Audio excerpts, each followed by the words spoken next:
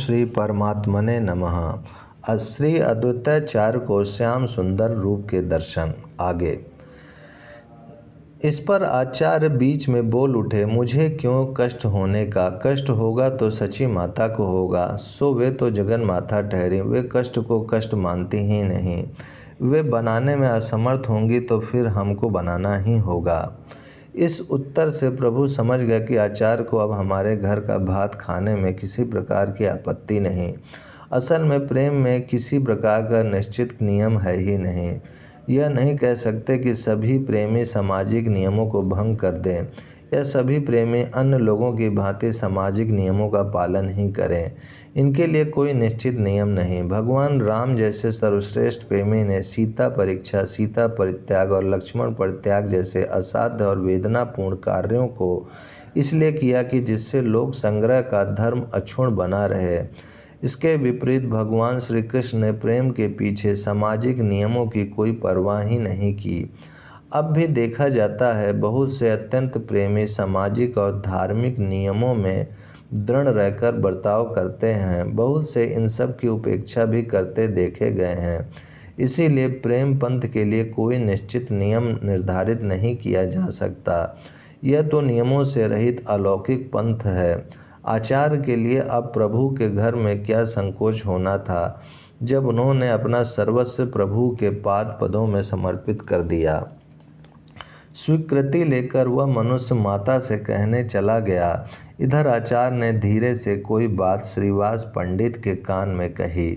आपस में दोनों को धीरे धीरे बातें करते देखकर प्रभु हंसते हुए कहने लगे, दोनों पंडितों में क्या गुपचुप बातें हो रही हैं? हम उन बातों को सुनने के अधिकारी नहीं हैं क्या?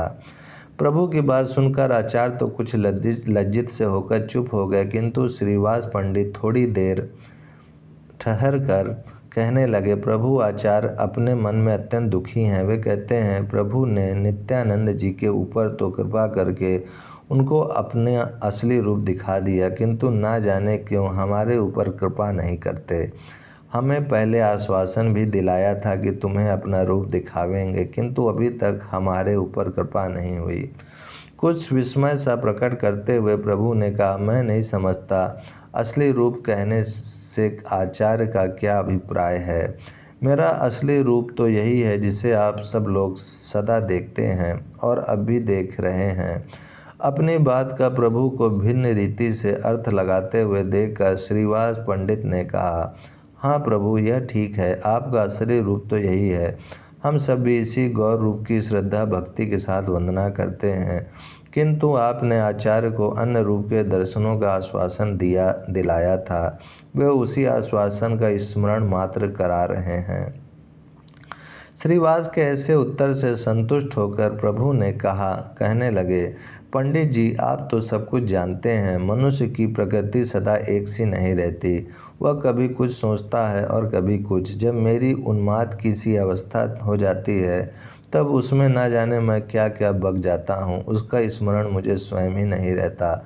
मैंने अपनी उन्माद अवस्था में आचार्य से कुछ कह दिया होगा, उसका स्मरण मुझे अब बिल्कुल नहीं है। यह सुनकर कुछ दीनता के भाव से श्रीवास पंडित ने कहा, प्रभु आप हमारी हर समय क्यों वंचना किया करते हैं? लोगों को जब उन्माद होता है तो उनसे अन्य लोगों को बड़ा भय होता है। लोग उनके समीप जाने तक में डरते हैं, किंतु आपका उन्माद तो लोगों के हृदय में अमृत सिंचन सा करता है। भक्तों को उससे बढ़कर कोई दूसरी आनंद ही प्रतीत नहीं होता। क्या आपका उन्माद सचमुच में उन्माद ही होता है? यदि ऐसा हो तो फिर भक्तों को इतना अपूर्व आनंद क्यों होता है? आप में सर्व सामर्थ्य है, आप जिस समय जैसा चाहें रूप दिखा सकते हैं। प्रभु ने कहा, पंडित जी, सचमुच आप विश्वास कीजिए, किसी को कोई रूप दिखाना मेरे बिल्कुल अधीन नहीं है। किसी समय कैसा रूप बन जाता है इसका मुझे स्वयं पता नहीं चलता। आप कहते हैं आचार्य श्याम सुंदर रूप के दर्शन करना चाहते हैं, यह मेरे हाथ की बात थोड़े ही है। यह तो उनकी दृढ़ भावना के ही ऊपर निर्भर है। उनकी जैसे रूप में प्रीति होगी उसी भाव के अनुसार उन्हें दर्शन होंगे। यदि उनकी उत्कंठ इच्छा है, यदि यथार्थ में वे श्याम सुंदर का ही दर्शन करना चाहते हैं तो आंखें बंद करके ध्यान करें। बहुत संभव है वे अपनी भावना के अनुसार श्याम सुंदर की मनोहर मूर्ति के दर्शन कर सकें। प्रभु की ऐसी बात सुनकर आचार्य ने कुछ संदेह और कुछ परीक्षा के भाव से आंखें बंद कर लीं। थोड़ी ही देर में भक्तों ने देखा कि आचार्य मूर्छित होकर पृथ्वी पर गिर पड़े हैं। लोगों ने उनके शरीर को स्पर्श करके देखा तो उसमें चेतना मालूम ही न पड़ी। श्रीवास पंडित ने उनकी नासिका के क्षेत्र में हाथ रखा। उन्हें ऐसा प्रतीत हुआ मानो उनकी सांसें चल ही नहीं रही हैं। इन सब लक्षणों से तो यह प्रतीत होता था कि उनके शरीर में प्राण नहीं है, किंतु चेहरे की कांति समीप के लोगों को चकित बनाए हुए थी। उनके चेहरे पर प्रत्यक्ष तेज चमकता था। संपूर्ण शरीर रोमांचित हो रहा था। सभी भक्त उनकी ऐसी अवस्था देखकर आश्चर्य करने लगे। श्रीवास पंडित ने घबराहट के साथ प्रभु से पूछा, प्रभु, आचार्य की यह कैसी दशा हो गई? ना जाने क्यों वे इस प्रकार मूर्छित और संज्ञा शून्य से हो गए। प्रभु ने कहा, आप लोग किसी प्रकार का भी भय ना करें। मालूम होता है आचार्य को हृदय में अपने इष्ट देव के दर्शन हो गए। उसके प्रेम में ये मूर्छित हो गए हैं। मुझे तो ऐसा ही अनुमान होता है। गदगद कंठ से श्रीवास पंडित ने कहा, प्रभु, अनुमान और प्रत्यक्ष दोनों ही आपके अधीन हैं। आचार्य सौभाग्यशाली हैं जो इच्छा करते ही उन्हें आपके श्याम सुंदर रूप के दर्शन हो गए। हतभाग्य तो हम ही हैं जो हमें इस प्रकार का कभी भी सौभाग्य प्राप्त नहीं हुआ।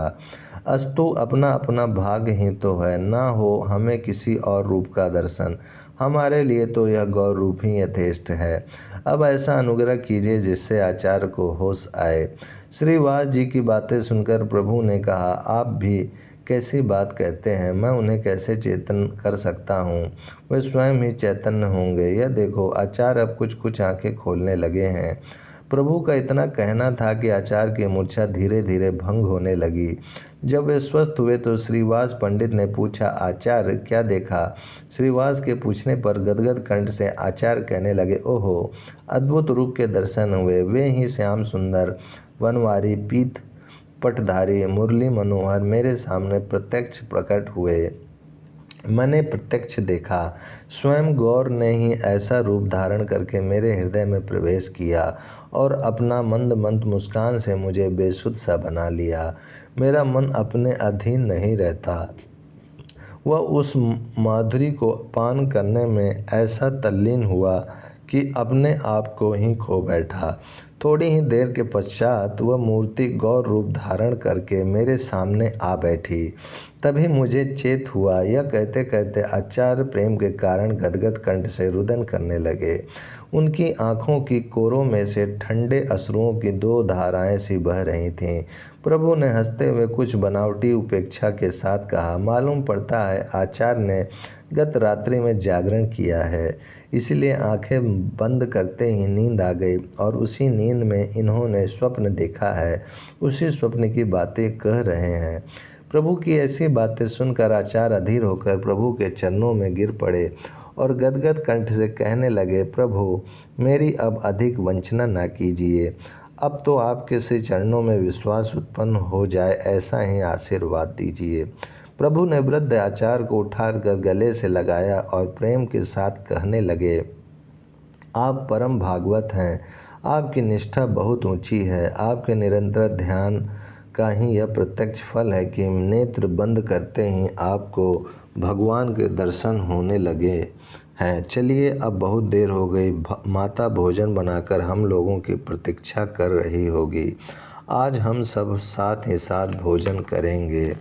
प्रभु की आज्ञा पाकर श्रीवास के सहित आचार्य महाप्रभु के घर चलने को तैयार हो गए। प्रभु पहुंचकर प्रभु ने देखा माता सब सामान बनाकर चौके में बैठी सब लोगों के आने की प्रतीक्षा कर रही है। प्रभु ने जल्दी से हाथ पैर धोकर आचार्य और श्रीवास पंडित के स्वयं पैर धुलाए और उन्हें बैठने को सुंदर आसन दिए। दोनों के बहुत आग्रह करने पर प्रभु भी आचार्य और श्रीवास के बीच में भोजन करने के लिए बैठ गए। सची माता ने आज बड़े ही प्रेम से अनेक प्रकार के व्यंजन बनाए थे। भोजन परोस जाने पर दोनों ने भगवान के अर्पण करके तुलसी मंजरी पड़े हुए उन सभी व्यंजनों को प्रेम के साथ पाया। प्रभु बार बार आग्रह करके आचार्य को और अधिक परसवा देते और आचार्य भी प्रेम के वशीभूत होकर उसे पा लेते। इस प्रकार उस दिन तीनों ने ही अन्य दिनों की अपेक्षा बहुत अधिक भोजन किया, किंतु उस भोजन में चारों ओर से प्रेम ही प्रेम भरा था। भोजन उपरांत प्रभु ने श्री विष्णु प्रिया से लेकर आचार्य तथा श्रीवास पंडित को मुख शुद्धि के लिए तांबुल दिया। कुछ आराम करने के अनंतर प्रभु की आज्ञा लेकर अद्वैत तो शांतिपुर चले गए और श्रीवास अपने घर को चले गए। ओम शांति शांति शांति।